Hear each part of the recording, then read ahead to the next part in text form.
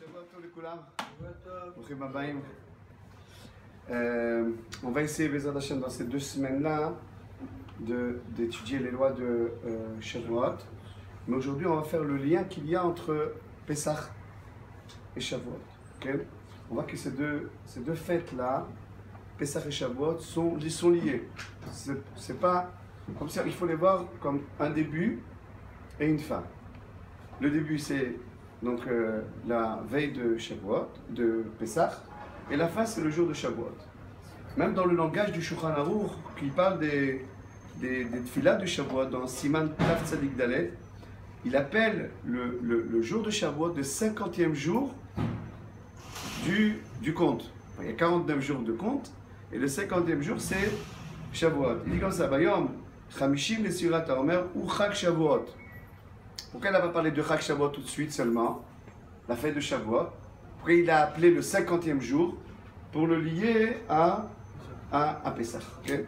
Et ainsi, tous les Chachamim, le Ben Ishraï, il dit que la fin du tikkun du conte du Homer se finit à Shavuot. Okay? Shavuot, l'étude de Shavuot, ensuite la tefillah de Moussaf le jour de Shavuot, tout continue, c'est la continuité du conte du Homer, et il appelle la fête de Shavuot comme la Khatima, la signature de tous ces jours-là, Akol Olech Achar Chitum.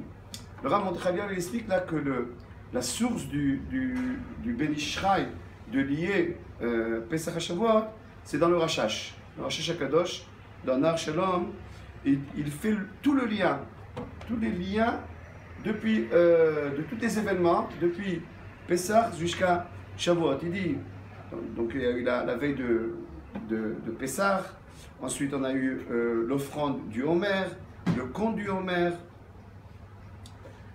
tout le conte du Homer, ensuite la préparation au matin de Torah, la veille de Shavuot, l'étude de Shavuot, la tefillah de Shavuot, tout ça c'est une seule chose. Le Ramban Nachmanit, il explique que Shavuot est appelé Atzeret. Un des noms de Shavuot, c'est Atzeret. Ça nous rappelle Shmini Atzeret. Maintenant, Shmini Atzeret, c'est le 8e jour de Sukkot. Et on fait le lien entre Sukkot et la signature, c'est Shmini Atzeret. Voilà que Shavuot s'appelle aussi Atzeret. Pour te dire qu'il y a... C'est quoi Atzeret? C'est une fin, un arrêt. Et quand a commencé le début? À Pesach. Donc même Shavuot est appelé Atzeret.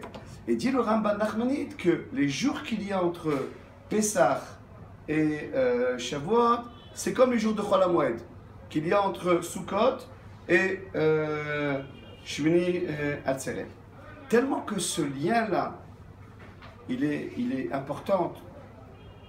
Pesach, Shavuot et le conte du Homer, que le Zohar HaKadosh, il dit que celui qui n'a pas compté le Homer, il n'a pas été initié dans le Homer, il faut réfléchir sur sa place dans la Torah.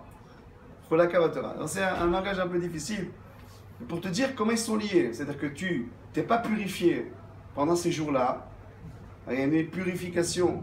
On a expliqué à plusieurs niveaux que la purification, elle se fait essentiellement dans le travail des midot, dans les qualités d'âme, dans les qualités morales. Qu'on a dit que Derech Eretz, Kadma, la Torah. Tu veux recevoir la Torah avec Doucha, tu dois précéder la réception de la Torah par le travail des midot.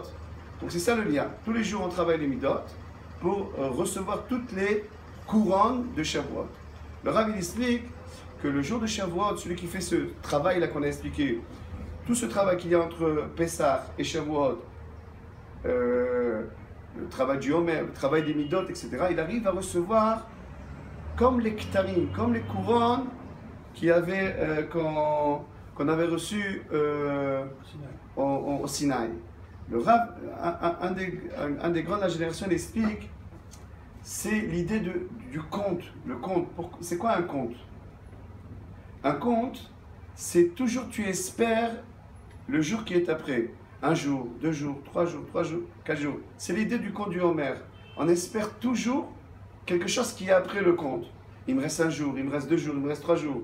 Le conte du Homer, il vient nous lier à un enguissement de la réception de la Torah, et on compte généralement quelque chose qui nous est cher. Et il n'y a pas plus cher pour le peuple d'Israël que la Torah. Shabbat Tov.